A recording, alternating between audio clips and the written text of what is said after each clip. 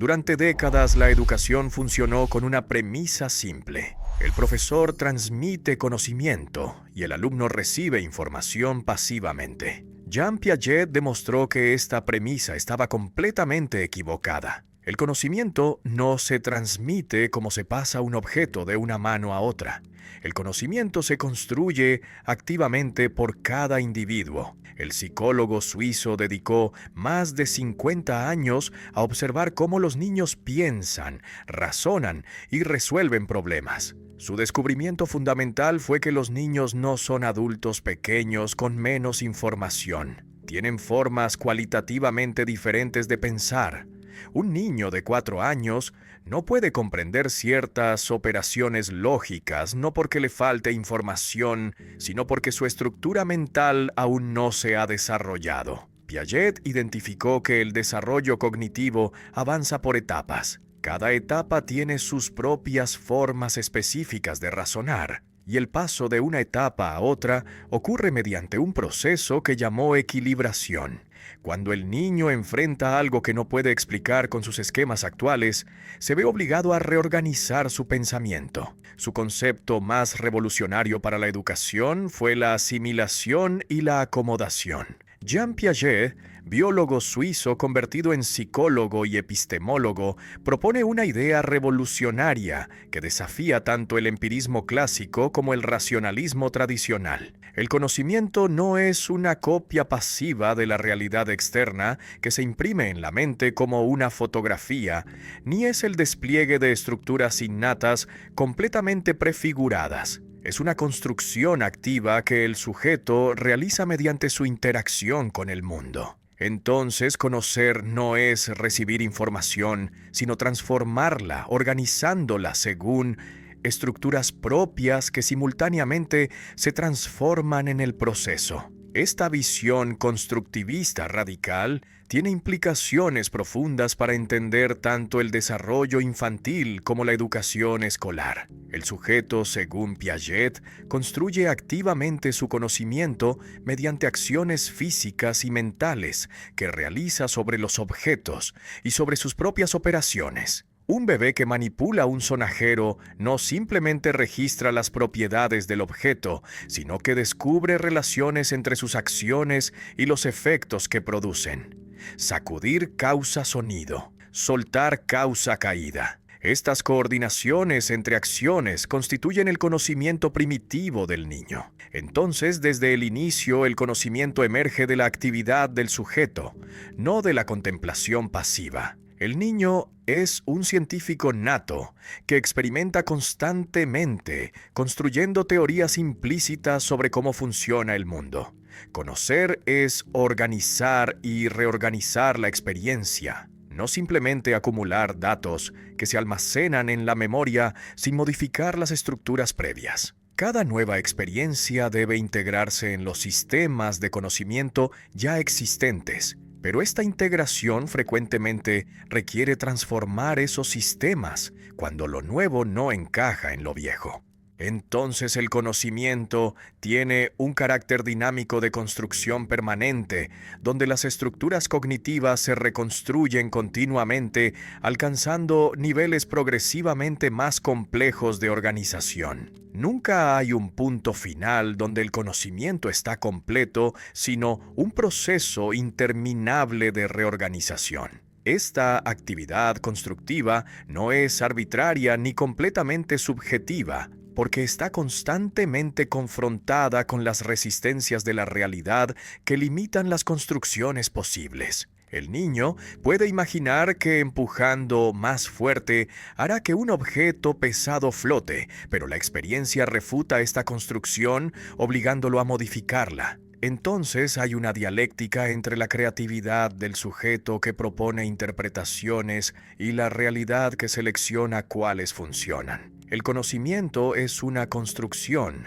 pero es una construcción regulada por el feedback continuo del mundo que valida o invalida las construcciones. Las implicaciones educativas son radicales, porque si el conocimiento se construye mediante la actividad del sujeto, entonces la educación no puede consistir en la transmisión verbal de contenidos que el alumno debe memorizar pasivamente. Esta es la crítica central que Piaget dirige a la educación tradicional, donde el profesor expone información que los alumnos reciben sin transformarla mediante operaciones propias. Tal enseñanza produce en el mejor caso una memoria superficial sin comprensión genuina, porque comprender requiere reconstruir internamente el conocimiento mediante la actividad mental, no simplemente escuchar explicaciones. La educación debe favorecer la actividad constructiva del alumno, proporcionando situaciones donde pueda manipular objetos, experimentar con fenómenos, formular hipótesis, verificarlas, confrontar sus ideas con la evidencia. Entonces el rol del profesor no es transmitir el conocimiento, sino organizar ambientes ricos que provoquen la actividad cognitiva del alumno. El profesor es un arquitecto de situaciones de aprendizaje, no un transmisor de información. Debe conocer cómo se construyen los conceptos para poder crear las condiciones que faciliten esa construcción. Esta perspectiva implica también que no puedes acelerar artificialmente el desarrollo cognitivo mediante la instrucción intensiva, porque el conocimiento no se transfiere, sino que se construye. Forzar contenidos para los cuales el niño no tiene las estructuras cognitivas adecuadas produce un aprendizaje superficial que se olvida rápidamente. Entonces debes respetar los tiempos del desarrollo, proporcionando experiencias apropiadas al nivel actual del niño que lo desafíen sin abrumarlo. La educación efectiva trabaja en lo que Vygotsky llamaría la zona de desarrollo próximo, aunque Piaget enfatiza más las limitaciones estructurales que las posibilidades de mediación social. El constructivismo piagetiano no niega que el profesor tenga un rol importante, sino que redefine ese rol. En lugar de ser la fuente de conocimiento que fluye hacia recipientes vacíos, el profesor es un facilitador de construcciones que solo el alumno puede realizar. Entonces, enseñar es crear las condiciones para aprender. No es hacer aprender mediante la exposición verbal. Esta distinción fundamental transforma completamente cómo piensas sobre la práctica educativa. ¿Cómo organiza un niño su experiencia del mundo, que inicialmente parece un caos de sensaciones desconectadas? Piaget propone que desde el nacimiento el bebé posee esquemas, patrones organizados de acción o pensamiento que aplica a la experiencia para darle sentido. Estos esquemas son las unidades básicas de la cognición humana que se transforman progresivamente desde reflejos simples hasta operaciones lógicas abstractas. Entonces, entender el desarrollo cognitivo es rastrear la génesis y la transformación de esquemas cada vez más complejos que permiten al niño interactuar más efectivamente con su entorno. Los esquemas son estructuras mentales que el sujeto usa para organizar la experiencia, asimilándola a patrones conocidos. El bebé nace con pocos esquemas innatos, como el reflejo de succión que aplica a múltiples objetos. Succiona el pezón, el biberón, su propio dedo. Cada objeto es diferente, pero el esquema de succión es el mismo patrón de acción que el bebé impone sobre una variedad de estímulos. Entonces, desde el inicio hay una actividad organizadora del sujeto que trata objetos diferentes como equivalentes funcionalmente mediante la aplicación del mismo esquema. Estos esquemas iniciales son sensorio-motores, consistiendo en patrones de acción física, como agarrar, sacudir, mirar, pero gradualmente se interiorizan convirtiéndose en esquemas representacionales que operan mentalmente sin necesidad de acción física manifiesta. Cuando el niño puede imaginar el resultado de una acción antes de ejecutarla, está usando un esquema mental, no solo motor. Entonces hay una transformación fundamental de esquemas prácticos que requieren acción concreta a esquemas operatorios que funcionan mediante representaciones internas. Desde los reflejos simples del bebé, que son esquemas innatos biológicamente programados, hasta las operaciones lógicas complejas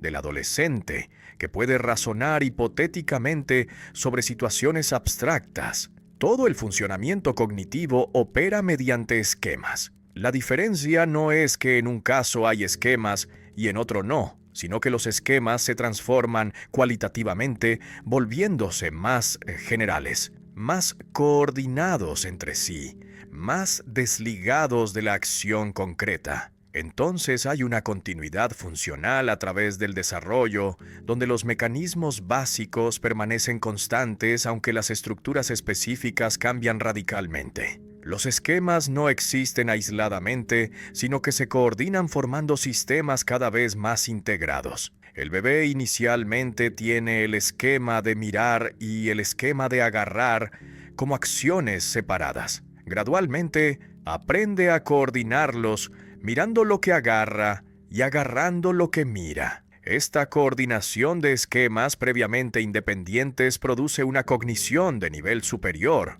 porque permite aplicar múltiples esquemas simultáneamente al mismo objeto, revelando propiedades que ningún esquema solo detectaría. Entonces el desarrollo es tanto la diferenciación de esquemas generales en esquemas más específicos, como la integración de esquemas separados en sistemas coordinados.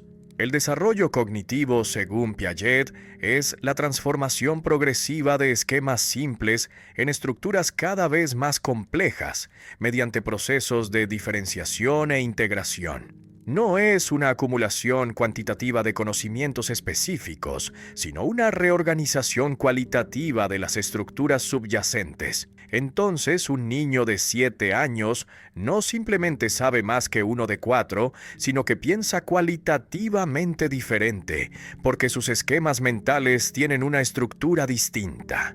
Esta visión estructuralista del desarrollo contrasta con los enfoques que ven un crecimiento continuo sin cambios cualitativos de etapa. Los esquemas tienen una doble función: asimilación, que incorpora la nueva experiencia en las estructuras existentes, y acomodación, que modifica las estructuras cuando la experiencia no encaja. Basta reconocer que los esquemas son herramientas cognitivas activas, no categorías pasivas. El niño impone esquemas sobre la experiencia tratando de darle sentido, pero también modifica los esquemas cuando la realidad resiste la asimilación. Entonces hay un intercambio continuo entre el sujeto activo que organiza y el mundo que responde validando o refutando las organizaciones propuestas. Piaget había sido biólogo antes de convertirse en psicólogo y nunca abandonó la perspectiva biológica que ve la cognición como una forma de adaptación al medio.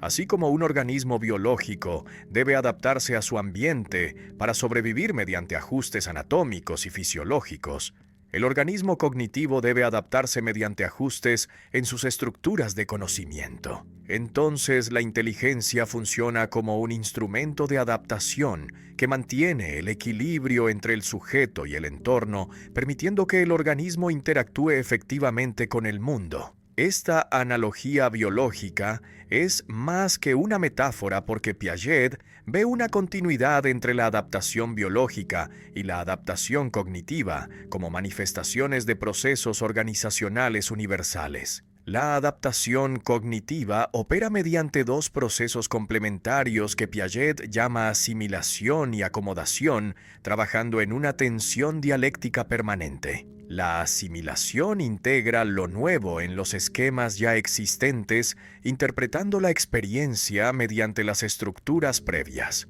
Cuando un bebé encuentra un objeto nuevo, aplica esquemas conocidos como agarrar o chupar, tratando de incorporar el objeto en sus patrones de acción habituales. Entonces, la asimilación es un proceso conservador que mantiene la continuidad de las estructuras cognitivas, extendiendo su dominio de aplicación, pero sin modificarlas fundamentalmente. La acomodación modifica los esquemas existentes cuando lo nuevo no puede asimilarse sin una distorsión excesiva. Si el objeto es demasiado grande para agarrarlo con una mano, el bebé debe acomodar su esquema de prensión usando ambas manos. Si es demasiado caliente, debe acomodar retirando la mano. Entonces, la acomodación es un proceso transformador que introduce novedad en las estructuras cognitivas, ajustándolas a las demandas del ambiente. Sin la acomodación, el sujeto aplicaría rígidamente los mismos esquemas a toda situación, ignorando las diferencias reales entre objetos y contextos. Estos dos procesos operan simultáneamente en todo acto cognitivo, aunque frecuentemente uno predomina sobre el otro. Cuando la asimilación domina el sujeto, impone sus esquemas sobre la realidad, forzándola a encajar en sus categorías previas. Esto puede producir una distorsión, como cuando el niño pequeño llama perro a todos los animales de cuatro patas porque asimila a todos a su esquema primitivo de perro. Cuando la acomodación domina el sujeto, se adapta completamente a las particularidades del objeto, perdiendo la generalidad de sus esquemas. Entonces, el equilibrio óptimo mantiene una tensión productiva entre estas dos tendencias. El desarrollo cognitivo requiere un balance cambiante entre la asimilación y la acomodación, donde ninguna domina permanentemente. Los periodos de asimilación predominante permiten consolidar los nuevos esquemas aplicándolos a múltiples situaciones hasta dominarlos. Los periodos de acomodación predominante permiten transformar los esquemas inadecuados, creando estructuras más adaptadas. Entonces hay un ritmo de consolidación seguida de transformación que caracteriza el desarrollo saludable. La educación debe respetar este ritmo, proporcionando tanto oportunidades de aplicar los esquemas conocidos como desafíos que requieran modificarlos. Aquí la contextualización se vuelve relevante porque experimentas constantemente esta dialéctica entre la asimilación y la acomodación, aunque no uses el vocabulario piagetiano. Cuando aprendes a conducir un tipo de automóvil y luego te subes a otro con una transmisión diferente, intentas primero asimilar el nuevo vehículo a tus esquemas previos de conducción,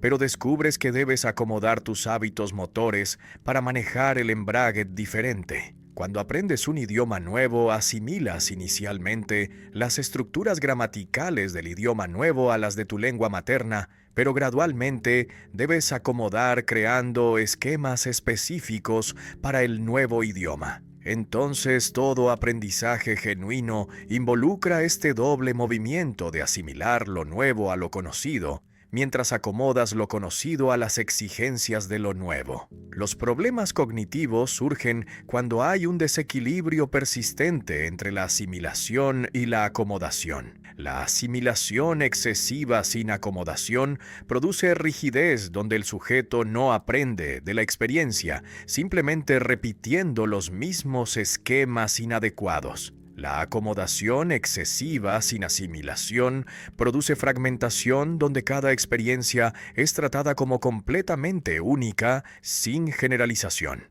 Entonces, la inteligencia efectiva mantiene un equilibrio dinámico, ajustando continuamente el balance según las demandas de la situación. ¿Por qué el niño no permanece satisfecho con sus esquemas actuales, sino que continuamente los transforma, alcanzando niveles cada vez más complejos de comprensión? Piaget identifica la equilibración como el motor fundamental que impulsa el desarrollo cognitivo. Este proceso no es una simple búsqueda de estabilidad estática, sino una tendencia activa hacia formas superiores de organización cuando las estructuras actuales enfrentan contradicciones o limitaciones. Entonces, el desarrollo no es empujado pasivamente por la maduración biológica, ni jalado externamente por la instrucción social, sino que es autopropulsado por tensiones internas que demandan resolución mediante la reorganización de las estructuras cognitivas.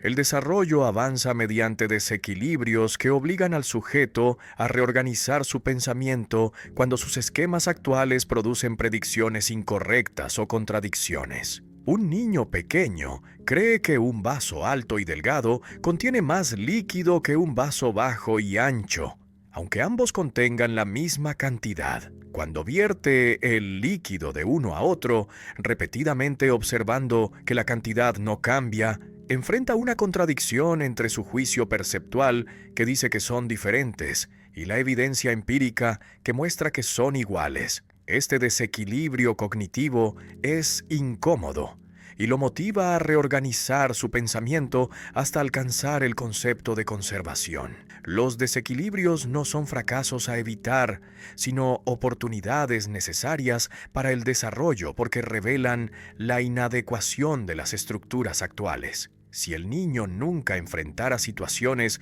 donde sus esquemas fallan, permanecería estancado aplicando las mismas estructuras primitivas indefinidamente. Entonces el conflicto cognitivo es productivo cuando ocurre en dosis manejables, que el niño puede resolver mediante un esfuerzo razonable. Los conflictos demasiado grandes que exceden completamente sus capacidades actuales no producen desarrollo sino frustración que lleva al abandono. La equilibración busca un nivel superior de coherencia entre esquemas mediante procesos de diferenciación e integración que eliminan las contradicciones. Cuando el niño tiene esquemas separados para líquidos y sólidos que producen juicios contradictorios sobre la conservación, debe integrarlos en un esquema más general que aplica a ambos. Esta integración no es una simple suma de esquemas previos, sino una reorganización que crea una estructura cualitativamente nueva con propiedades emergentes. Entonces, la equilibración es un proceso creativo que produce novedad genuina, no simplemente una recombinación de elementos existentes. Piaget distingue 3 tipos de equilibración que operan simultáneamente en niveles diferentes. La equilibración entre la asimilación y la acomodación dentro de un esquema único que ajusta el balance entre imponer estructura y adaptarse a las particularidades. La equilibración entre esquemas diferentes que elimina las contradicciones coordinándolos en sistemas coherentes. Y la equilibración entre subsistemas que integra múltiples dominios de conocimiento en una totalidad organizada. Entonces hay una jerarquía de procesos de equilibración que operan desde ajustes locales hasta reorganizaciones globales. Las implicaciones educativas son profundas, porque si el desequilibrio cognitivo es el motor del desarrollo, entonces la educación debe provocar conflictos cognitivos fecundos, en lugar de evitarlos. La pedagogía tradicional frecuentemente intenta prevenir que los alumnos cometan errores mediante explicaciones que les dan las respuestas correctas sin permitirles descubrir las contradicciones. Pero esta protección contra el error impide el desarrollo porque el niño no experimenta el desequilibrio que motivaría la reorganización. Entonces la educación constructivista deliberadamente crea situaciones donde los alumnos deben confrontar la inadecuación de sus ideas actuales. El profesor debe dosificar cuidadosamente los desequilibrios, proporcionando desafíos que estén ligeramente por encima del nivel actual del alumno, sin estar tan lejos que resulten incomprensibles. Esto requiere un conocimiento profundo, tanto del contenido como de las estructuras cognitivas típicas en diferentes niveles de desarrollo. No puedes provocar un conflicto cognitivo efectivo si no entiendes qué concepciones previas tiene el alumno y qué tipo de evidencia o argumento podría desestabilizarlas. Entonces, el arte de enseñar es el arte de crear desequilibrios óptimos. La equilibración también explica por qué el desarrollo no es una acumulación lineal, sino una reorganización que frecuentemente requiere retrocesos temporales. Cuando el niño está reorganizando estructuras, puede temporalmente desempeñarse peor que antes, porque está abandonando las estrategias antiguas sin haber consolidado completamente las nuevas. Estos períodos de transición donde el rendimiento oscila son normales y necesarios, no son señales de fracaso. Entonces debes tolerar la inestabilidad temporal que acompaña la reorganización cognitiva sin forzar el retorno a estrategias anteriores que, aunque funcionales, son limitadas. Piaget propone que el desarrollo cognitivo no es un proceso continuo de acumulación gradual, sino una secuencia de etapas cualitativamente distintas donde cada una tiene su propia lógica característica.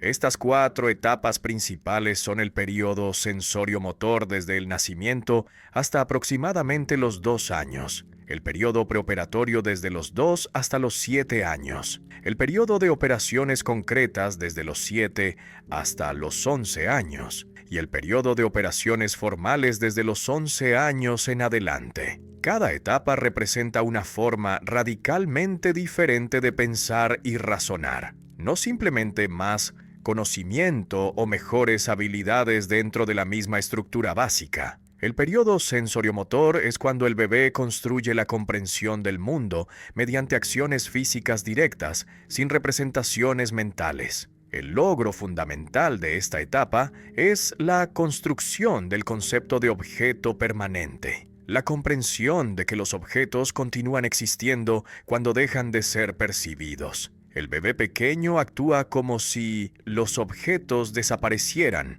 cuando salen de su campo visual. Gradualmente, mediante la coordinación de esquemas sensoriales y motores, construye la noción de que los objetos tienen una existencia independiente de sus percepciones. Entonces, la realidad objetiva no es dada inmediatamente, sino construida mediante la actividad del sujeto. El periodo preoperatorio es cuando el niño adquiere la capacidad de representación mediante el lenguaje, la imitación diferida, el juego simbólico, pero su pensamiento está limitado por características como el egocentrismo, donde no puede adoptar perspectivas ajenas, la centración, donde enfoca un aspecto ignorando otros, la irreversibilidad, donde no puede mentalmente deshacer las transformaciones. Estas limitaciones hacen que el niño juzgue según las apariencias perceptuales inmediatas sin captar los invariantes subyacentes. Entonces, aunque puede representar internamente la realidad, su pensamiento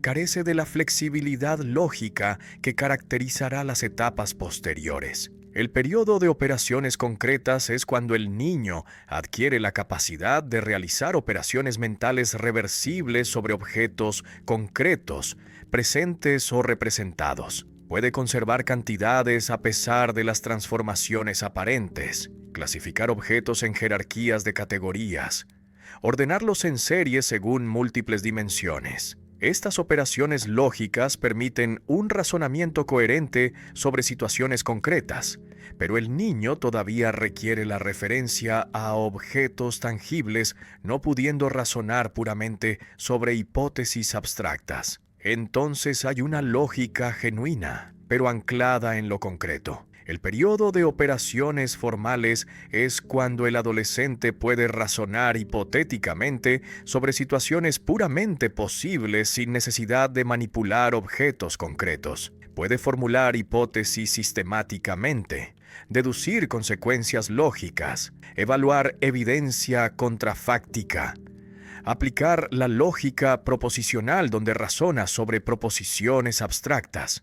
Entonces el pensamiento se libera de lo concreto inmediato, alcanzando la capacidad de reflexión sobre posibilidades no realizadas, que es el fundamento del pensamiento científico y filosófico maduro. Cada etapa tiene formas específicas de pensar que no son simplemente versiones débiles o fuertes del mismo tipo de pensamiento, sino estructuras cualitativamente diferentes. Un niño preoperatorio no es un adulto con menos memoria o atención, sino que piensa mediante una lógica diferente donde las transformaciones perceptuales dominan sobre los invariantes lógicos. Entonces no puedes enseñar la conservación mediante la explicación verbal a un niño de 4 años, porque carece de las estructuras operatorias necesarias para comprender el argumento. La diferencia no es cuantitativa de cuánto sabe, sino cualitativa de cómo piensa. Las etapas forman una secuencia invariante donde cada una es necesaria para la siguiente, porque cada nueva estructura se construye mediante la reorganización de las estructuras previas. No puedes saltar directamente a las operaciones formales sin haber pasado por las operaciones concretas, porque las operaciones formales son operaciones sobre operaciones concretas. Entonces hay una jerarquía de integración, donde cada nivel superior incorpora y trasciende los niveles inferiores. Las edades son aproximadas variando según factores culturales e individuales, pero la secuencia es universal. El currículo escolar debe ajustarse a estas estructuras cognitivas, no imponer contenidos prematuros que el alumno no puede asimilar significativamente. Enseñar álgebra abstracta a niños de operaciones concretas produce, en el mejor caso, una memorización mecánica de procedimientos sin comprensión genuina. Entonces debes analizar qué estructuras cognitivas requiere cada contenido para ser comprendido y verificar que los alumnos posean esas estructuras antes de introducir el contenido. Esta adecuación del currículo a las etapas del desarrollo es un principio fundamental de la pedagogía piagetiana, que distingue el pensamiento lógico maduro del pensamiento intuitivo del niño pequeño. Piaget identifica las operaciones mentales como el logro cognitivo central que marca la transición del pensamiento preoperatorio al pensamiento operatorio. Una operación no es simplemente una acción mental, sino una acción interiorizada que es reversible y que se coordina con otras operaciones formando sistemas lógicos cerrados. Entonces, las operaciones tienen propiedades matemáticas específicas, como la composición, donde puedes combinar dos operaciones para producir una tercera, la asociatividad, donde el orden de combinación no afecta el resultado, la identidad, donde existe una operación neutra que no cambia el resultado, y la inversión, donde cada operación tiene una operación opuesta que la anula. La operación es una acción interiorizada que se realiza mentalmente sin necesidad de ejecutarla físicamente. El niño sensorio-motor debe físicamente mover objetos para explorar las relaciones espaciales. Pero el niño de operaciones concretas puede imaginar los movimientos mentalmente, prediciendo resultados sin manipulación física. Esta interiorización no es una simple visualización de acciones, sino una transformación, donde la acción se vuelve un esquema mental que puede aplicarse flexiblemente a múltiples contenidos. Entonces hay una diferencia cualitativa entre la acción práctica y la operación mental. Aunque la segunda derive genéticamente de la primera, las operaciones son reversibles, permitiendo deshacer mentalmente lo que se hizo conservando la estructura original. Esta reversibilidad es la marca definitoria del pensamiento lógico que el pensamiento preoperatorio carece. Si agregas 3 a 5 obteniendo 8, puedes revertir la operación, restando 3 recuperando el 5 original. Esta capacidad de ir y volver mentalmente entre estados es lo que permite comprender la conservación, porque reconoces que las transformaciones perceptuales son reversibles. Entonces, la cantidad subyacente no cambia. El niño preoperatorio ve la transformación, pero no puede mentalmente revertirla.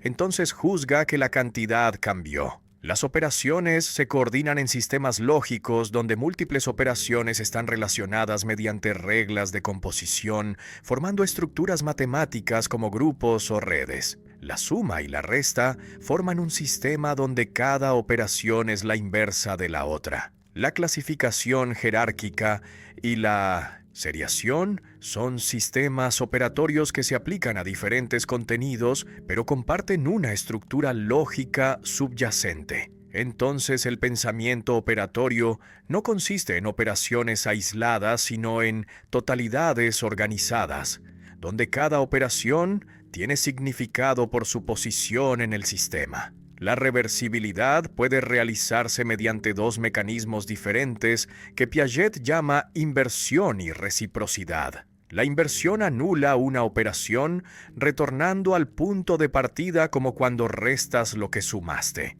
La reciprocidad compensa una transformación mediante otra que neutraliza su efecto como cuando alargas un objeto, pero simultáneamente lo adelgazas manteniendo constante el volumen. Ambos tipos de reversibilidad son necesarios para diferentes dominios del pensamiento lógico. Entonces el desarrollo operatorio requiere construir ambas formas. Sumar y restar son operaciones inversas que todo niño debe dominar para entender la aritmética, genuinamente. Pero dominar no significa memorizar las tablas de suma y resta, sino comprender que son operaciones recíprocas donde una deshace lo que la otra hace. Entonces puedes verificar una suma restando el resultado, puedes encontrar la diferencia mediante la resta o mediante la suma complementaria. Esta flexibilidad operatoria, que permite múltiples caminos hacia la misma respuesta, es la señal de una comprensión genuina, que contrasta con el conocimiento mecánico de procedimientos. Clasificar y desclasificar son operaciones reversibles que permiten organizar objetos en jerarquías taxonómicas. Puedes agrupar perros y gatos en la clase mamíferos, luego descomponer esa clase recuperando las subclases originales. Esta reversibilidad permite comprender la inclusión de clases donde una categoría está contenida en otra más amplia. El niño preoperatorio no entiende que puede simultáneamente ser perro y mamífero porque no coordina los niveles jerárquicos mediante operaciones reversibles. Entonces la lógica de clasificación requiere operaciones, no solo agrupación perceptual. Seriar en orden creciente y decreciente también exige reversibilidad operatoria. Cuando ordenas barras de menor a mayor, puedes revertir invirtiendo el criterio ordenándolas de mayor a menor. Esta doble direccionalidad es lo que permite comprender la transitividad donde si A es menor que B y B es menor que C, entonces A es menor que C. El niño preoperatorio puede ordenar objetos mediante ensayo y error, pero no comprende las relaciones lógicas necesarias entre los elementos de una serie. Entonces no puede inferir transitivamente. Aquí la contextualización es especialmente relevante, porque todos experimentamos la diferencia entre saber hacer algo prácticamente y comprenderlo operatoriamente. Puedes haber aprendido a resolver ecuaciones algebraicas siguiendo procedimientos mecánicos sin entender la reversibilidad que fundamenta las operaciones. Cuando despejas una incógnita moviendo términos de un lado a otro de la ecuación, estás aplicando operaciones inversas, aunque no lo conceptualices así. Si comprendieras operatoriamente, reconocerías que cada paso es reversible. Entonces podrías verificar tu respuesta invirtiendo las operaciones. Esta comprensión profunda contrasta con la aplicación mecánica de reglas que olvidas fácilmente porque no están integradas en un sistema operatorio coherente. Piaget coloca un vaso bajo y ancho frente a un niño de 5 años. Luego vierte el líquido en un vaso alto y delgado, preguntando si la cantidad cambió. El niño responde convencido que ahora hay más porque el nivel del líquido subió. Este experimento clásico de conservación revela algo fundamental sobre el desarrollo cognitivo. La capacidad de comprender que ciertas propiedades permanecen invariantes a pesar de las transformaciones aparentes no es obvia ni innata, sino que se construye gradualmente mediante la reorganización de las estructuras mentales. La conservación marca el paso del pensamiento preoperatorio, dominado por las apariencias perceptuales, al pensamiento operatorio, capaz de captar los invariantes lógicos. La conservación es la comprensión de que las cantidades permanecen iguales a pesar de las transformaciones aparentes en su forma o disposición espacial. Puedes tener conservación de número donde reconoces que una fila de fichas contiene la misma cantidad que otra, aunque una esté más espaciada. Conservación de sustancia, donde comprendes que una bola de plastilina tiene la misma cantidad de material cuando la aplastas en un panqueque. Conservación de longitud, área, volumen. Cada una construyéndose en momentos diferentes del desarrollo porque requieren coordinaciones operatorias progresivamente más complejas. El niño que no conserva juzga según la configuración perceptual inmediata, centrándose en una dimensión mientras ignora otras. Ve que el vaso alto tiene un nivel más elevado, pero no considera simultáneamente que es más delgado. Entonces contiene menos en anchura. Esta centración en un aspecto con exclusión de otros es una característica del pensamiento preoperatorio, que no puede coordinar múltiples dimensiones simultáneamente. Entonces el juicio está esclavizado a las apariencias, siendo engañado por transformaciones que no afectan la cantidad subyacente. El niño que conserva puede descentrar considerando múltiples dimensiones coordinadamente, reconociendo que el aumento en altura se compensa exactamente con la disminución en anchura. Además, puede argumentar mediante la reversibilidad diciendo que si vierte el líquido de regreso, recuperará la cantidad original, o mediante la identidad, argumentando que no agregaste ni quitaste nada, entonces la cantidad debe ser la misma. Estas argumentaciones lógicas reemplazan el juicio perceptual, mostrando que el pensamiento operatorio trasciende las apariencias. La clasificación es una operación lógica que permite organizar objetos en categorías jerárquicas según criterios definidos. No es simplemente agrupar perceptualmente objetos similares, sino construir sistemas de clases y subclases donde comprendes las relaciones de inclusión. Cuando preguntas a un niño preoperatorio si hay más perros o más animales, frecuentemente responde que hay más perros, porque compara los perros con los gatos, no con la categoría superior que los incluye. No comprende que los perros están simultáneamente en la subclase perros y en la clase animales. El niño operatorio domina la inclusión de clases reconociendo que una categoría puede estar contenida en otra más amplia sin perder su identidad. Entonces puede responder correctamente que hay más animales que perros, porque la clase animales incluye tanto perros como gatos y otros.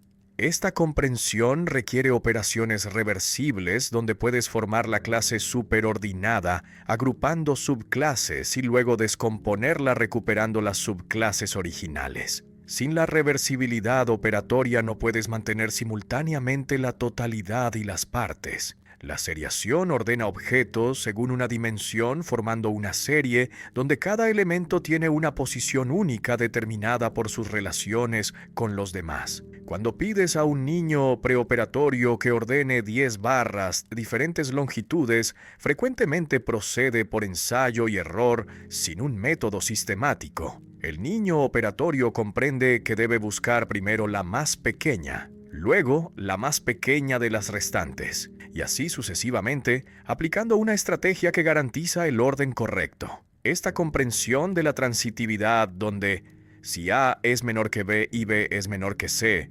entonces A es menor que C, es esencial para la seriación. Estas nociones de conservación, clasificación y seriación no se enseñan directamente mediante la explicación verbal porque requieren una construcción operatoria que solo el niño puede realizar. Puedes explicar a un niño preoperatorio que la cantidad no cambia cuando cambias la forma, pero él no te creerá porque su estructura cognitiva actual lo lleva a juzgar según las apariencias. Entonces la instrucción directa es ineficaz para enseñar operaciones lógicas. El niño debe construirlas mediante la acción y la reflexión sobre sus propias acciones, enfrentando contradicciones que lo obliguen a reorganizar su pensamiento. La educación matemática tradicional frecuentemente intenta enseñar estos conceptos prematuramente mediante definiciones y ejercicios repetitivos, sin proporcionar las experiencias que permitan una construcción operatoria genuina. El resultado es un aprendizaje superficial, donde el niño repite respuestas correctas sin comprensión profunda. Entonces, cuando el contexto varía ligeramente, el niño no puede transferir su conocimiento porque no construyó las operaciones subyacentes, sino que memorizó respuestas específicas a preguntas estándar. ¿De dónde viene el conocimiento lógico matemático si no está en los objetos como el color o el peso? Piaget propone un mecanismo fundamental que llama abstracción reflexiva, para explicar cómo el sujeto extrae conocimiento no de las propiedades de los objetos, sino de sus propias acciones y operaciones sobre los objetos. Cuando un niño descubre que el total es el mismo, independientemente del orden en que cuenta los objetos, no está descubriendo una propiedad de los objetos mismos, sino un invariante de su acción de contar. Entonces hay un tipo especial de abstracción que reflexiona sobre las coordinaciones de acciones, no sobre las cualidades empíricas de las cosas. La abstracción reflexiva es el proceso mediante el cual el sujeto proyecta a un nivel superior lo que extrae de un nivel inferior, reorganizándolo en el proceso. No es una simple copia de acciones externas a representaciones internas, sino una reconstrucción transformadora que explicita relaciones implícitas en la acción práctica. Cuando el bebé coordina esquemas de agarrar y mirar, esta coordinación inicialmente es práctica sin ser conceptualizada. Mediante la abstracción reflexiva, esta coordinación puede convertirse en objeto de reflexión, siendo representada mentalmente y eventualmente tematizada verbalmente. Este mecanismo tiene dos aspectos complementarios que Piaget llama reflexión, donde proyectas el contenido de un nivel inferior a un nivel superior, y reflexión donde reorganizas ese contenido en el nuevo nivel. Entonces no es una transferencia mecánica, sino una reconstrucción creativa que puede transformar completamente lo que se abstrae. La acción física de reunir objetos se transforma en la operación mental de adición que tiene propiedades lógicas como la conmutatividad que no eran evidentes en la acción práctica. La abstracción reflexiva contrasta con la abstracción empírica que extrae propiedades directamente observables de los objetos, como cuando descubres que esta manzana es roja mirándola. En la abstracción empírica, el conocimiento viene del objeto. En la abstracción reflexiva, viene de las coordinaciones que el sujeto impone sobre los objetos.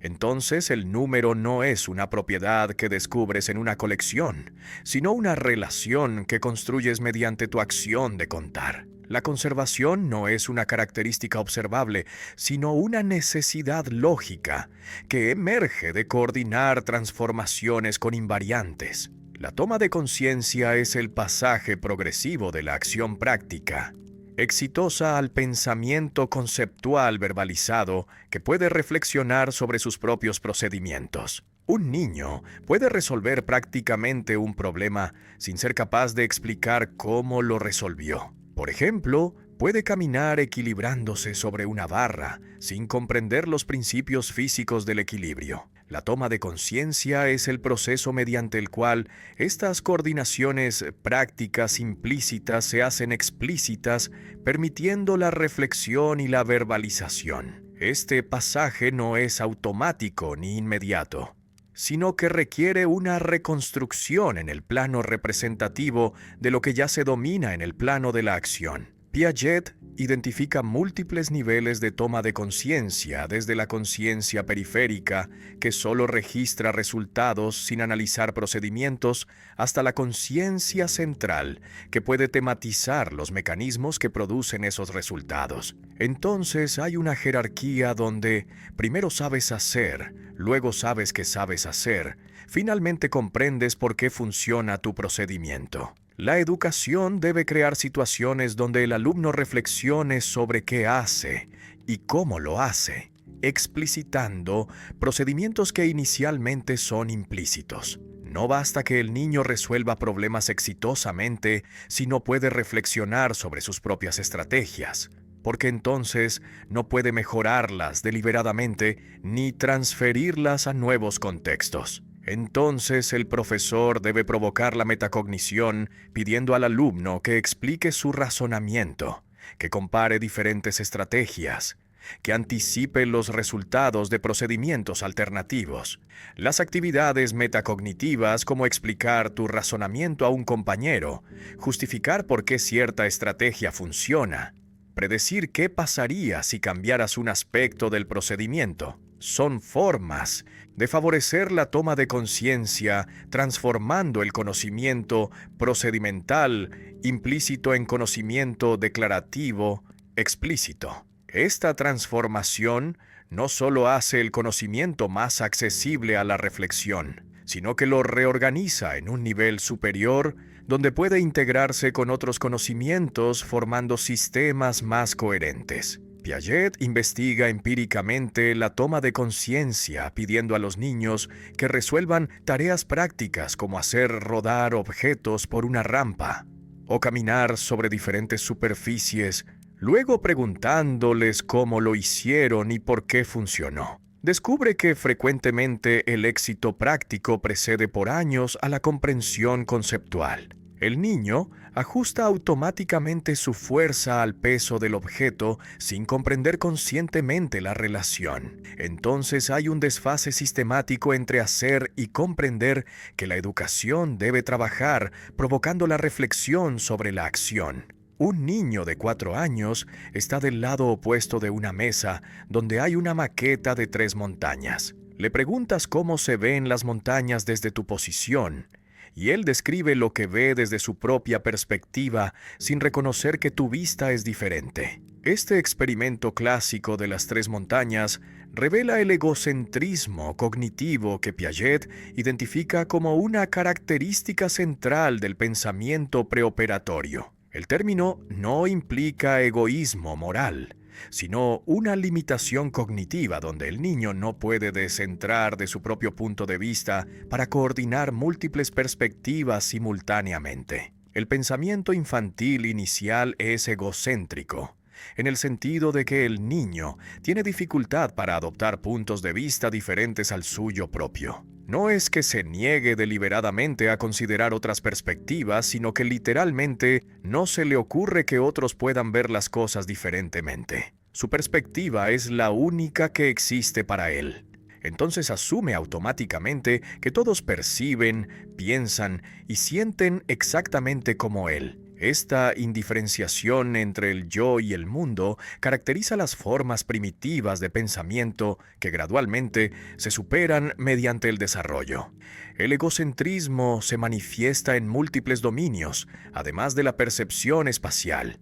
En el lenguaje, el niño pequeño habla sin verificar si su interlocutor entiende porque asume que sus referencias son obvias para todos. En el razonamiento moral juzga las acciones según sus consecuencias materiales, sin considerar las intenciones porque no puede adoptar la perspectiva del actor. En el juego simbólico atribuye a los objetos significados personales sin reconocer que otros podrían interpretarlos diferentemente. Entonces el egocentrismo es una limitación general del pensamiento preoperatorio, no solo de la percepción. El desarrollo cognitivo implica una progresiva descentración, mediante la cual el niño aprende a coordinar su perspectiva con otras perspectivas, reconociendo que la realidad admite múltiples puntos de vista válidos. Esta descentración no es una simple adición de perspectivas, sino una reorganización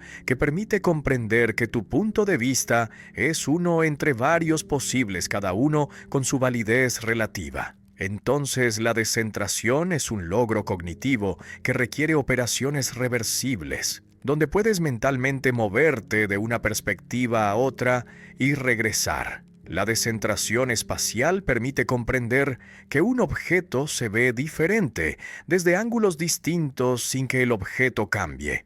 La descentración temporal permite comprender que los eventos tienen diferentes significados según el marco temporal que adoptes. La descentración social permite comprender que otras personas tienen pensamientos y sentimientos diferentes a los tuyos. Todas estas formas de descentración comparten una estructura operatoria común de poder coordinar las transformaciones perspectivas con los invariantes que permanecen a través de esas transformaciones. Las situaciones educativas deben ayudar al niño a salir de su propio punto de vista, mediante confrontaciones con la realidad que revelan la inadecuación de su perspectiva egocéntrica, y mediante confrontaciones con otros niños que presentan perspectivas alternativas. Cuando el niño predice que un objeto se verá igual desde todos los ángulos y luego camina alrededor verificando que se ve diferente, Esta experiencia produce un desequilibrio que motiva la descentración. Cuando discute con un compañero que tiene una interpretación diferente del mismo evento, debe considerar la perspectiva ajena. El trabajo cooperativo en grupos pequeños es particularmente efectivo para provocar la descentración, porque obliga a los niños a confrontar directamente puntos de vista divergentes. Cuando dos niños intentan construir algo juntos pero tienen ideas diferentes sobre cómo proceder, deben negociar coordinando sus perspectivas. Esta negociación social es simultáneamente un aprendizaje cognitivo de descentración y un aprendizaje social de cooperación. Entonces, las dimensiones cognitiva y social del desarrollo están profundamente entrelazadas. Aquí la contextualización se vuelve especialmente relevante porque el egocentrismo cognitivo no desaparece completamente con la niñez,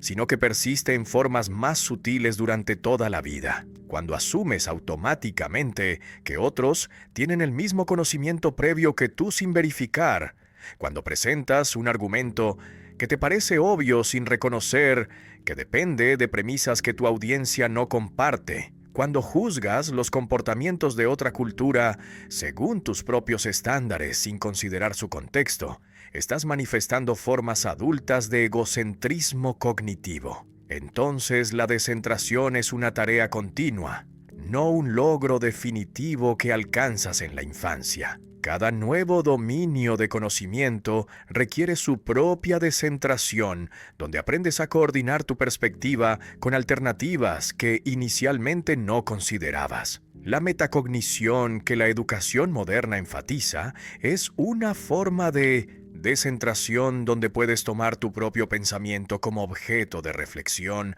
adoptando la perspectiva de observador sobre tus propios procesos mentales. Esta capacidad de pensar sobre el pensamiento requiere una descentración radical, donde te separas suficientemente de tus procesos cognitivos inmediatos como para analizarlos críticamente. Entonces, la promoción de las habilidades metacognitivas es simultáneamente la promoción de la descentración en el dominio del pensamiento sobre el pensamiento. La pregunta epistemológica fundamental que obsesiona a Piaget durante toda su carrera es ¿cómo se construye el conocimiento?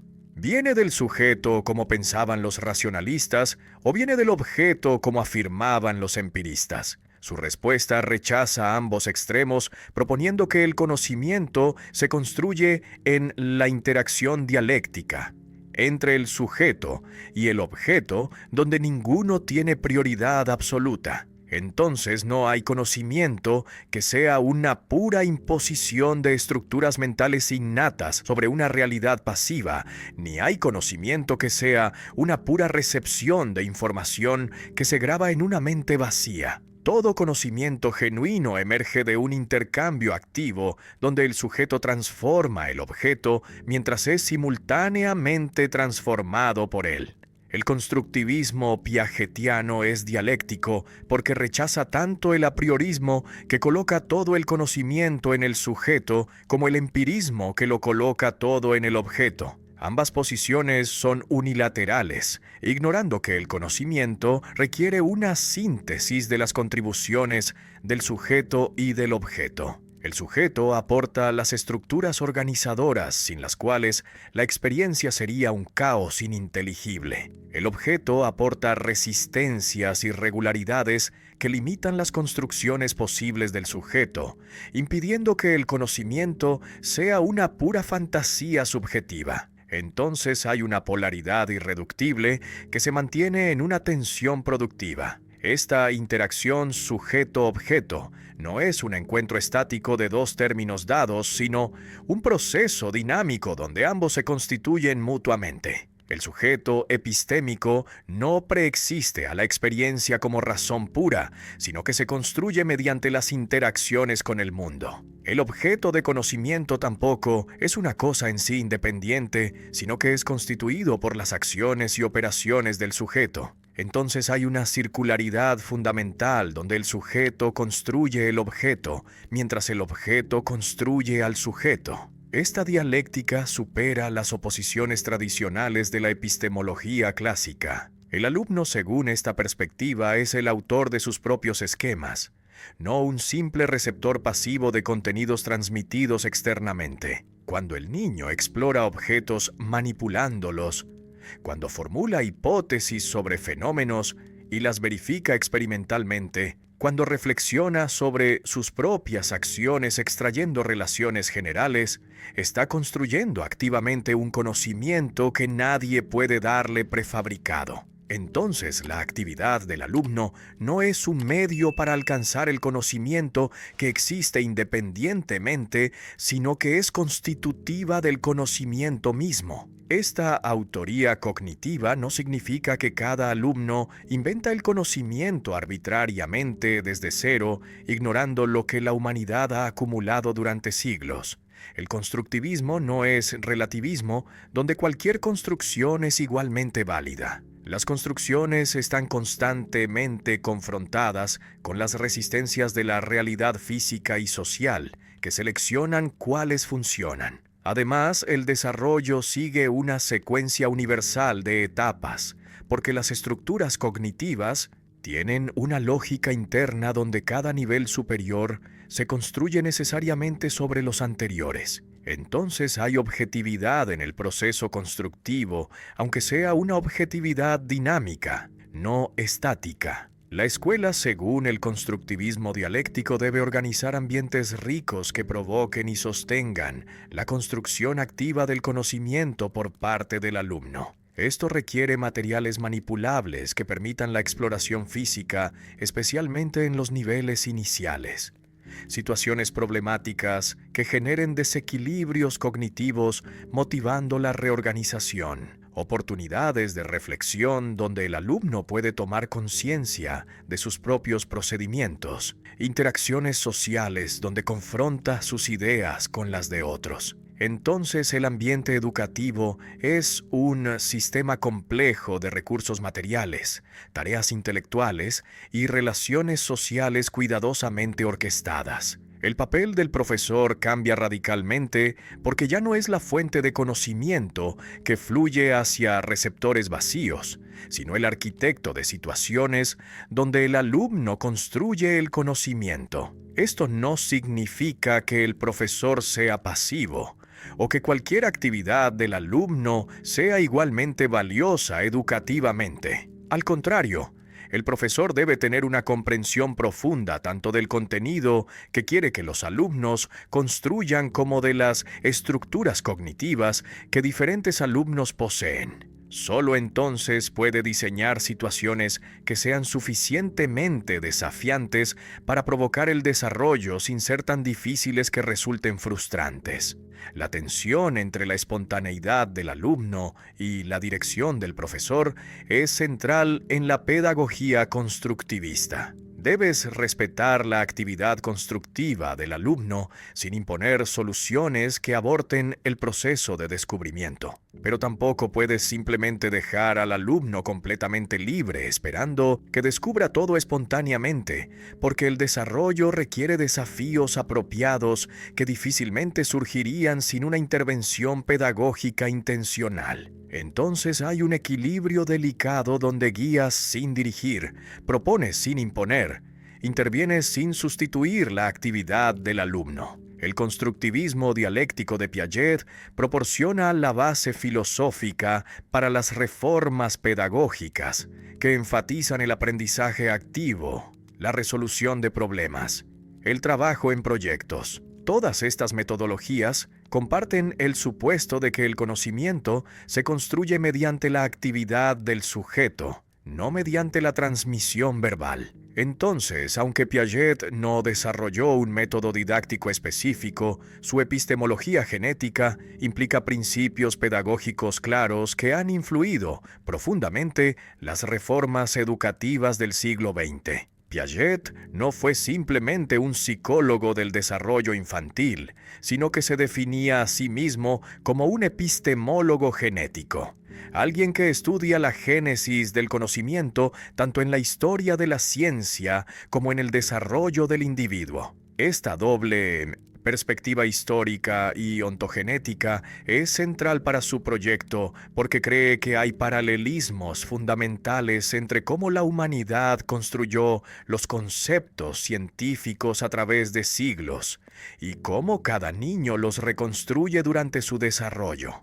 Entonces, estudiar el pensamiento infantil no es solo psicología, sino un método para entender los problemas epistemológicos clásicos sobre los orígenes del conocimiento. La epistemología genética investiga cómo se forman y transforman las nociones fundamentales del conocimiento científico como el número, el espacio, el tiempo, la causalidad, no asumiendo que son conceptos dados, sino rastreando su construcción progresiva. Cuando estudias cómo un niño construye el concepto de número pasando del conteo perceptual a las operaciones aritméticas abstractas, estás viendo en microcosmos cómo la humanidad construyó las matemáticas. Entonces hay un método genético que estudia el conocimiento mediante su historia de formación, en lugar de analizar sus formas acabadas como si siempre hubieran existido así.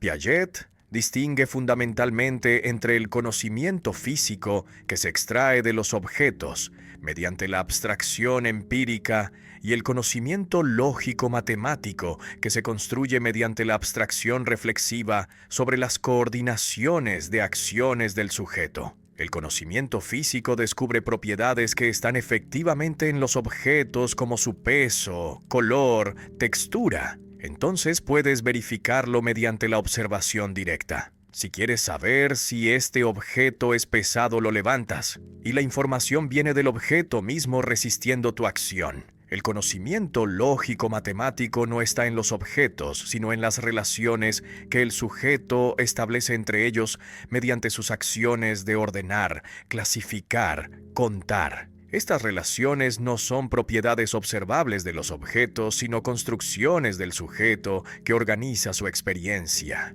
El número 5 no es una propiedad de una colección de 5 objetos, del modo que el color rojo es una propiedad de una manzana. Es una relación que estableces mediante tu acción de contar. Entonces la matemática no descubre estructuras que existen independientemente en el mundo, sino que construye estructuras mediante la coordinación de acciones.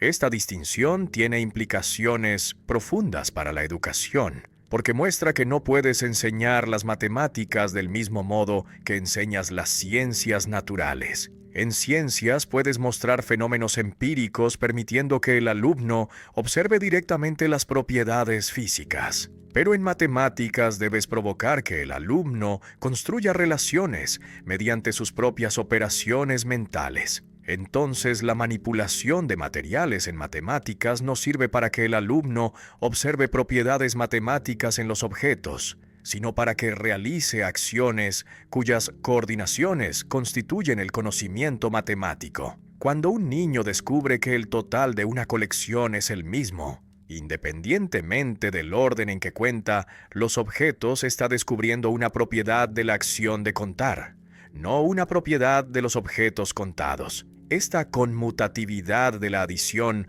es una necesidad lógica que emerge de la estructura de la operación, no una regularidad empírica que observas en los objetos. Entonces el conocimiento matemático tiene una certeza mayor que el conocimiento físico, porque no depende de cómo son contingentemente los objetos, sino de cómo están necesariamente estructuradas las operaciones mentales. El conocimiento social forma una tercera categoría que Piaget menciona menos, pero que es importante para la educación.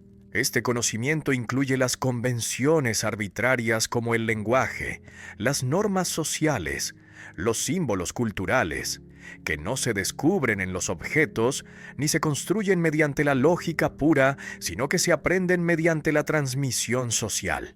Aquí la instrucción directa es apropiada porque estas convenciones son arbitrarias. Podrías llamar a los números con otros nombres y funcionarían igual. Entonces necesitas que alguien te informe cuáles son las convenciones de tu cultura. La confusión entre estos tres tipos de conocimiento genera problemas educativos serios. Cuando tratas el conocimiento lógico-matemático como si fuera un conocimiento físico que se observa o un conocimiento social que se transmite, produces un aprendizaje superficial sin comprensión. El niño puede memorizar que 2 más 2 es 4 como un hecho convencional, sin construir las operaciones que hacen que esta suma sea necesaria. Entonces debes distinguir qué aspectos de cada materia requieren construcción operatoria versus qué aspectos requieren transmisión de información. La epistemología genética también estudia cómo las estructuras lógicas se aplican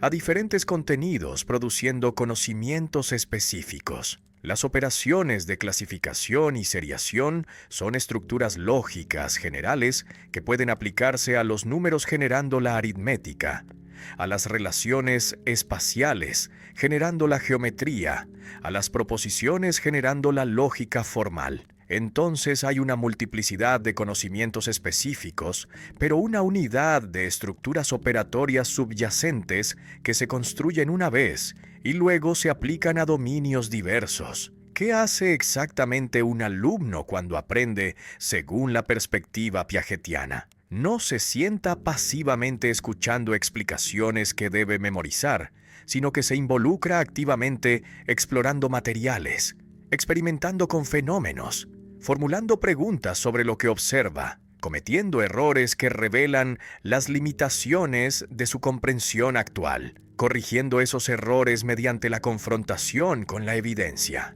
Entonces el aprendizaje es un proceso activo de construcción que requiere la participación comprometida del alumno, no una simple recepción de información transmitida externamente. El alumno explora objetos y situaciones, manipulándolos físicamente, especialmente en los niveles iniciales del desarrollo, cuando el pensamiento todavía está ligado a la acción concreta. Un niño aprende las propiedades de los líquidos, vertiéndolos entre recipientes de diferentes formas, observando cómo se adaptan. Aprende sobre el equilibrio construyendo torres que se caen hasta descubrir los principios de estabilidad. Esta exploración física no es un mero juego sin propósito, sino una investigación genuina, donde el niño está constantemente formulando hipótesis implícitas y verificándolas mediante la acción. La experimentación sistemática emerge gradualmente de la exploración espontánea cuando el niño comienza a variar deliberadamente factores observando sus efectos. En lugar de simplemente apilar bloques aleatoriamente, empieza a probar qué pasa si colocas el bloque grande abajo versus arriba. ¿Qué pasa si usas bloques de diferentes pesos? Esta experimentación rudimentaria es la precursora del método científico que se sofisticará en las etapas posteriores. Entonces, desde una edad temprana, el niño es un científico intuitivo que investiga su mundo mediante la observación y la experimentación.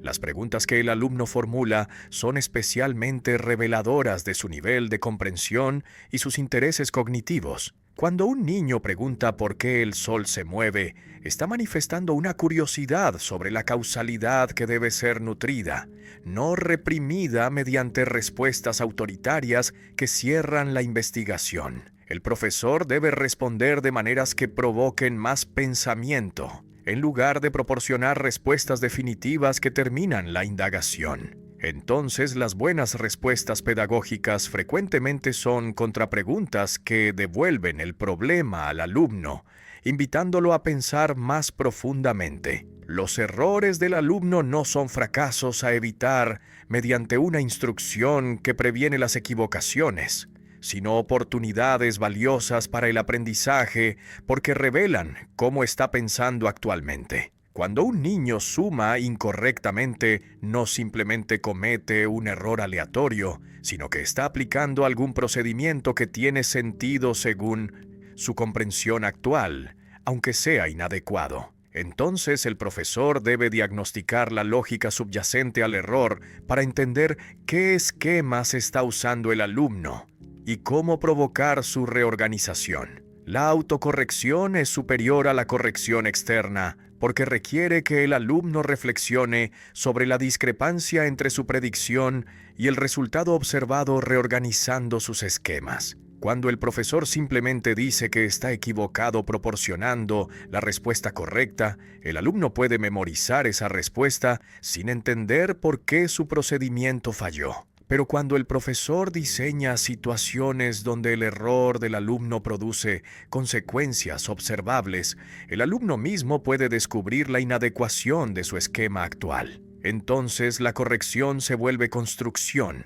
no imposición. El profesor tiene un papel crucial, pero radicalmente diferente al de la pedagogía tradicional. No es un transmisor de información, sino un organizador de situaciones problemáticas adecuadas al nivel de desarrollo de cada alumno. Esto requiere un conocimiento profundo tanto del contenido disciplinario como de la psicología del desarrollo para poder anticipar qué esquemas poseen diferentes alumnos y qué experiencias provocarán el avance. Entonces el profesor es simultáneamente un especialista en contenido y un especialista en la cognición infantil. Observar el razonamiento del alumno es una habilidad pedagógica fundamental porque solo entendiendo cómo está pensando, actualmente puedes diseñar las intervenciones apropiadas. Esto requiere una escucha atenta no solo de las respuestas correctas o incorrectas, sino de las justificaciones que revelan la lógica subyacente. Mediante la entrevista clínica piagetiana, donde preguntas al alumno por qué piensa lo que piensa,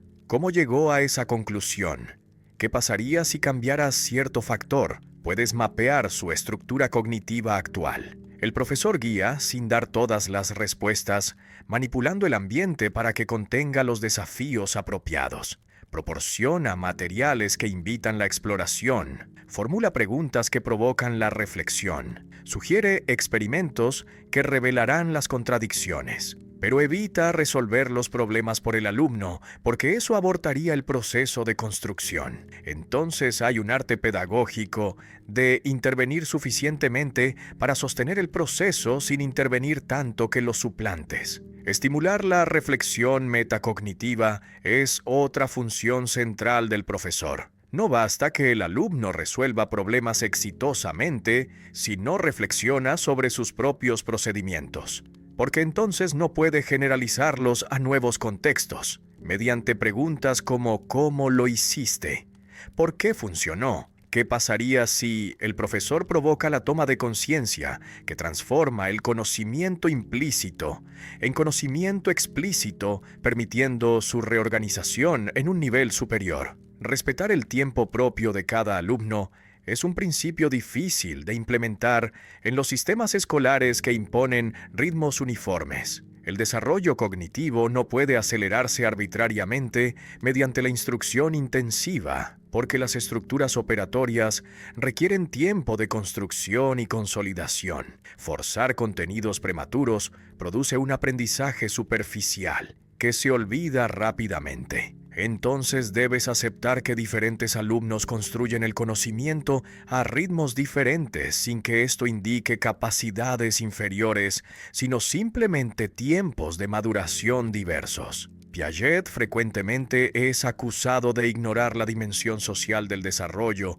enfatizando excesivamente la interacción individual del niño con los objetos físicos. Pero esta crítica simplifica su posición porque, aunque prioriza la construcción individual, reconoce que la interacción social juega papeles cruciales, especialmente para provocar la descentración y el desarrollo moral. El conflicto cognitivo entre pares cuando dos niños sostienen interpretaciones contradictorias del mismo fenómeno es un motor potente de desarrollo porque obliga a cada uno a justificar su posición, confrontando argumentos alternativos. Entonces la dimensión social no es accesoria, sino constitutiva del desarrollo cognitivo, especialmente en los niveles superiores. El conflicto sociocognitivo entre iguales favorece la descentración porque expone al niño a perspectivas diferentes de la suya propia, de manera que no puede ignorar fácilmente. Cuando un adulto contradice al niño, éste puede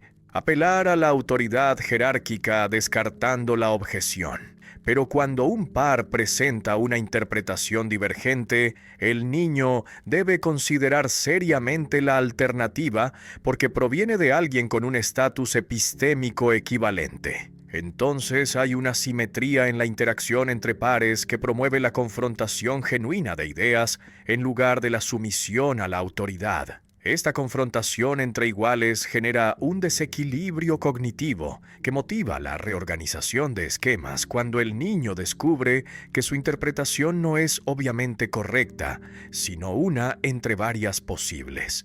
Debe entonces reconsiderar sus supuestos, examinar la evidencia más cuidadosamente, coordinar su perspectiva con la del otro construyendo una comprensión que trasciende ambas posiciones iniciales. Entonces el conflicto sociocognitivo no simplemente transmite información de un niño a otro, sino que provoca una construcción nueva en ambos mediante el proceso de negociación. El trabajo cooperativo permite confrontar puntos de vista cuando los niños deben coordinar sus acciones para alcanzar una meta común, construir algo juntos, resolver un problema colectivamente, planificar un proyecto compartido. Todas estas actividades requieren comunicación, negociación de roles, distribución de tareas. Entonces hay una presión pragmática para superar el egocentrismo, coordinando perspectivas, porque sin esa coordinación el proyecto fracasa.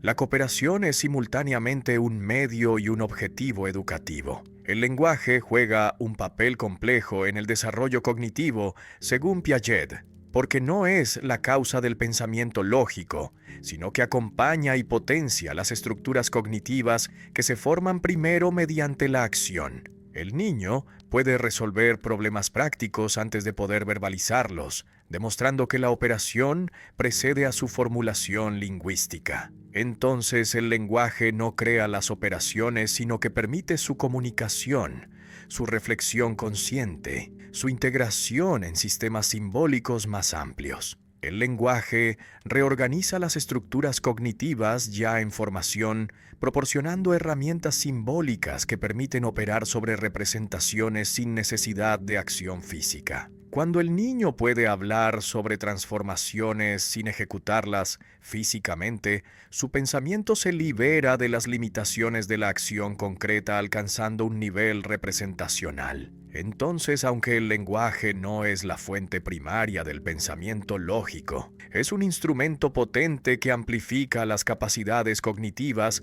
permitiendo la reflexión, la planificación, la comunicación que no serían posibles con la acción sola. La función semiótica que emerge alrededor de los 2 años, incluyendo el lenguaje, la imitación diferida, el juego simbólico, el dibujo, marca la transición del periodo sensoriomotor al preoperatorio. El niño puede ahora usar símbolos para representar objetos ausentes, eventos pasados, situaciones imaginarias. Esta capacidad de representación es un logro fundamental que abre posibilidades cognitivas completamente nuevas, aunque inicialmente el pensamiento representacional sea limitado por el egocentrismo, la centración, la irreversibilidad. Piaget dedica una atención especial al desarrollo moral, mostrando cómo evoluciona de la heteronomía, donde el niño obedece reglas externas impuestas por la autoridad sin comprenderlas realmente,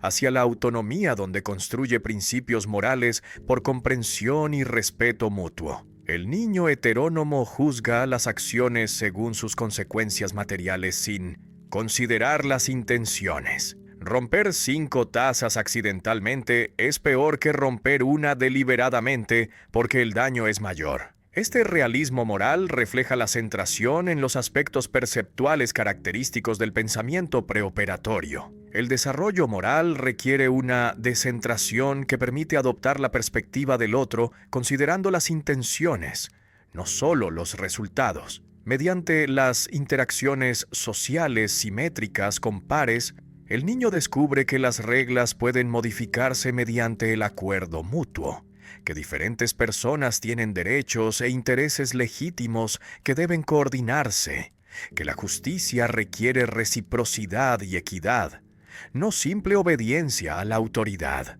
Entonces la moralidad autónoma emerge de la cooperación entre iguales, no de la sumisión a la autoridad heterónoma. La educación moral no puede consistir en la transmisión de normas que el niño debe obedecer sin comprender, sino que debe crear situaciones de cooperación donde el niño construye los principios morales mediante la experiencia de reciprocidad. Las asambleas de clase donde los alumnos discuten problemas colectivos y acuerdan reglas compartidas.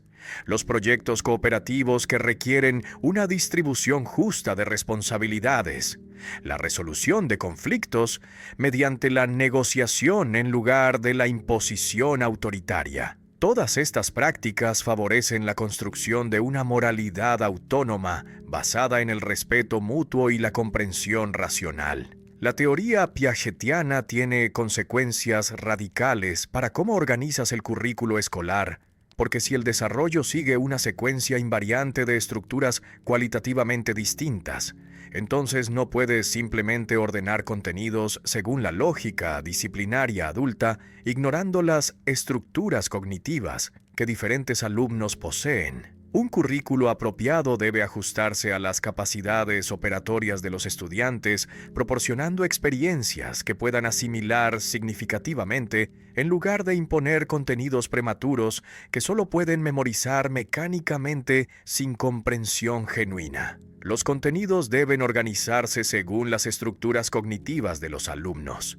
no apenas por la edad cronológica, que es un indicador imperfecto del nivel de desarrollo. Dos niños de 7 años pueden estar en etapas diferentes del desarrollo operatorio, entonces necesitan experiencias diferentes. Debes diagnosticar el nivel operatorio real de cada alumno mediante tareas piagetianas que revelan si posee la conservación, la clasificación, la seriación, la reversibilidad. Entonces puedes proporcionar actividades apropiadas a sus capacidades actuales que simultáneamente las desafían, promoviendo el desarrollo. El currículo en espiral que Brunner propuso, inspirándose parcialmente en Piaget, revisita los mismos contenidos en niveles progresivamente más complejos, apropiados a diferentes etapas del desarrollo. Introduces las fracciones primero mediante la manipulación concreta de objetos divisibles, donde el niño de operaciones concretas puede comprender las partes todo físicamente.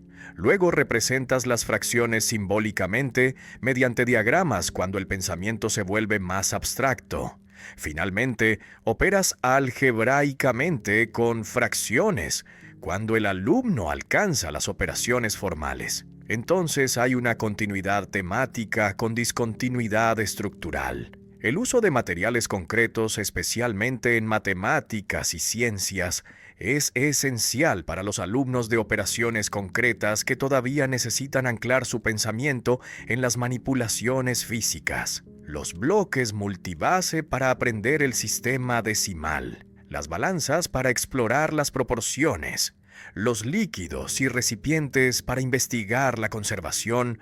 Todos estos materiales no son simples ayudas visuales, sino herramientas cognitivas que permiten al niño realizar acciones cuyas coordinaciones constituyen el conocimiento lógico-matemático. Los experimentos que los alumnos diseñan y ejecutan son superiores a las demostraciones que el profesor realiza porque involucran la actividad constructiva del alumno. Cuando diseñas un experimento para probar hipótesis sobre qué factores afectan la velocidad de caída de objetos, estás ejercitando el pensamiento científico que incluye la formulación de hipótesis, la identificación de variables, el control de factores, la interpretación de resultados. Entonces, la experimentación no es simplemente verificar hechos, sino aprender el método científico mediante la práctica. Los proyectos interdisciplinarios que requieren integrar conocimientos de múltiples áreas para resolver problemas complejos son especialmente valiosos porque reflejan cómo funciona el pensamiento real fuera de la escuela, donde los problemas no vienen etiquetados por disciplinas. Diseñar un jardín escolar involucra la biología para seleccionar plantas, las matemáticas para calcular áreas, el arte para planificar la estética. Entonces los alumnos deben coordinar esquemas de diferentes dominios como hacen las operaciones formales que integran subsistemas en totalidades coherentes. Los juegos con reglas son contextos privilegiados para el desarrollo cognitivo y social porque requieren comprender sistemas de reglas, anticipar las consecuencias de acciones, coordinar perspectivas con otros jugadores. Los juegos de estrategia como el ajedrez o las damas promueven la planificación y el pensamiento hipotético. Los juegos cooperativos, donde todos ganan o pierden juntos, promueven la coordinación de acciones hacia una meta común. Entonces, incorporar juegos significativos al currículo no es una pérdida de tiempo, sino el aprovechamiento de una actividad naturalmente motivadora. Las preguntas abiertas que admiten múltiples respuestas válidas son superiores a las preguntas cerradas con una sola respuesta correcta porque provocan el pensamiento divergente y la justificación de razonamientos. En lugar de preguntar cuánto es 2 más, 2 pregunta cómo podrías obtener 4 usando diferentes operaciones. En lugar de preguntar cuál es la capital de Francia, pregunta qué criterios usarías para decidir dónde ubicar la capital de un país. Estas preguntas no tienen respuestas que puedes simplemente memorizar, sino que requieren un pensamiento genuino.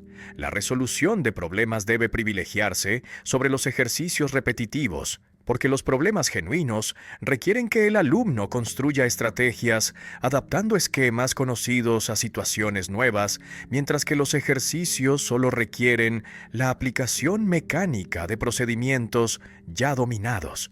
Un problema te presenta una situación donde el camino hacia la solución no es obvio, entonces debes explorar, formular hipótesis, verificarlas, ajustar tu enfoque. Este proceso de búsqueda es donde ocurre el aprendizaje genuino. La evaluación debe acompañar el proceso de pensamiento del alumno, no simplemente medir productos finales mediante pruebas estandarizadas. Observar cómo el alumno resuelve problemas, qué estrategias usa, qué errores comete, cómo justifica sus respuestas, proporciona una información rica sobre su nivel de desarrollo que una calificación numérica no captura. Entonces, la evaluación formativa continua es superior a la evaluación sumativa final, porque permite ajustar la enseñanza a las necesidades específicas de cada alumno. La valoración del error como constructivo en lugar de como un fracaso a penalizar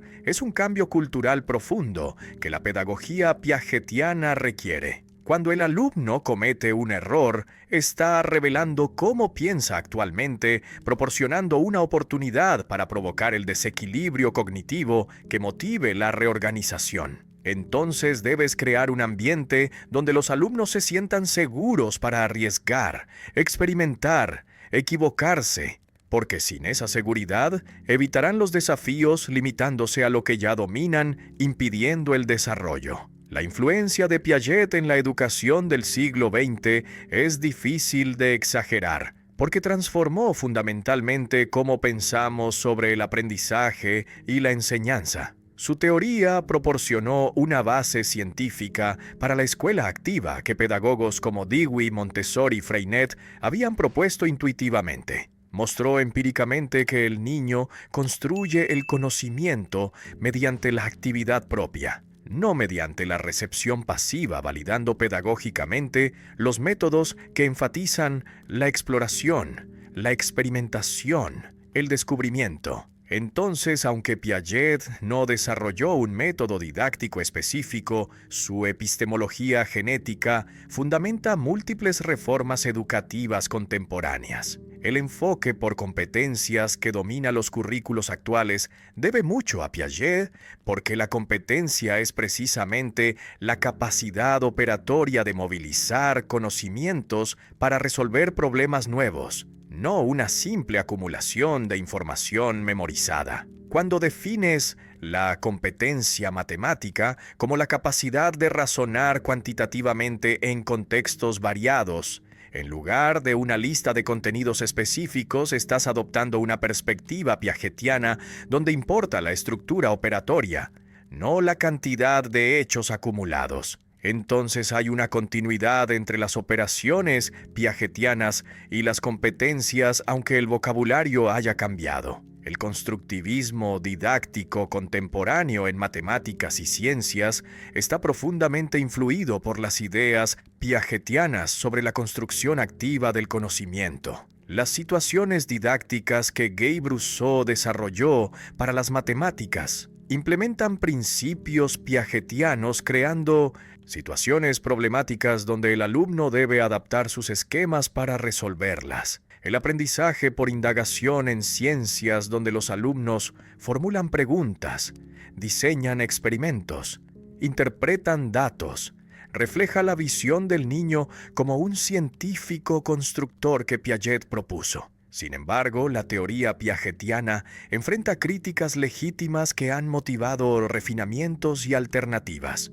Una crítica frecuente es que Piaget subestima las capacidades de los niños pequeños porque sus tareas son verbalmente complejas o conceptualmente confusas. Cuando simplificas las tareas, eliminando las demandas irrelevantes, descubres que niños más jóvenes de lo que Piaget pensaba poseen ciertas comprensiones. Entonces, las edades específicas que asoció con cada etapa son menos rígidas de lo que su teoría sugería originalmente. Piaget también subestima el papel de la instrucción directa bien diseñada que puede efectivamente promover el desarrollo cuando se hace apropiadamente. No toda instrucción es una imposición autoritaria que sustituye la construcción del alumno. Puedes guiar sistemáticamente mediante secuencias instruccionales cuidadosamente diseñadas que provocan la construcción, pero más eficientemente que el descubrimiento completamente libre. Entonces hay lugar para la instrucción explícita dentro de un marco constructivista, cuando reconoces que algunos aspectos del conocimiento requieren andamiaje social. La teoría piagetiana también minimiza el papel de la cultura, tratando el desarrollo como un proceso universal que sigue la misma secuencia en todos los contextos.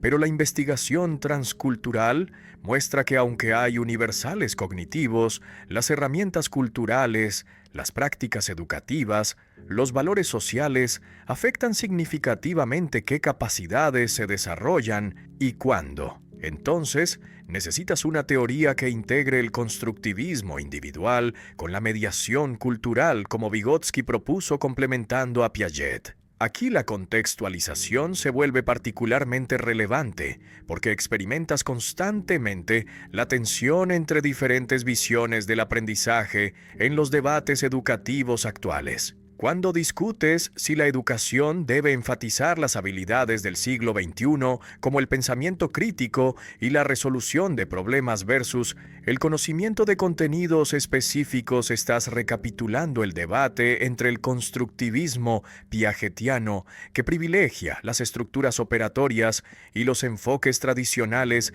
que privilegian la transmisión de información. Cuando evalúas si usar métodos activos donde los alumnos exploran versus la instrucción directa donde explicas claramente, estás navegando una tensión que Piaget no resolvió completamente. Las propuestas contemporáneas intentan sintetizar lo mejor de diferentes tradiciones, combinando la intuición piagetiana de que el alumno debe construir activamente el conocimiento con las evidencias de la ciencia cognitiva sobre cómo funciona la memoria y la atención, con los hallazgos de la neurociencia sobre la plasticidad cerebral y los periodos sensibles, con el énfasis en la mediación social y las herramientas culturales. Entonces no se trata de adoptar ortodoxamente una teoría, sino de integrar críticamente múltiples perspectivas. La investigación sobre las concepciones alternativas en ciencias valida la intuición piagetiana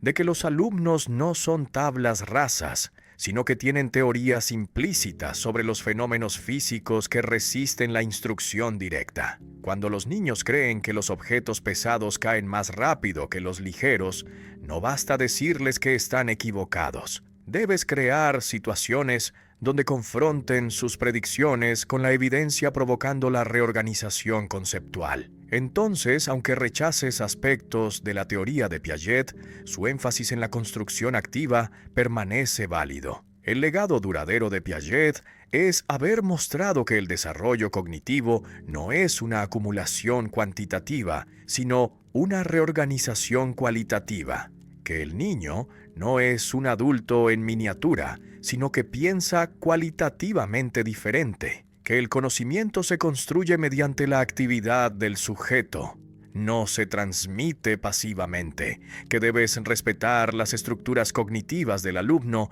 adaptando la enseñanza a sus capacidades actuales. Estos principios fundamentales continúan orientando las reformas educativas, aunque los detalles específicos de la teoría se hayan modificado mediante la investigación posterior.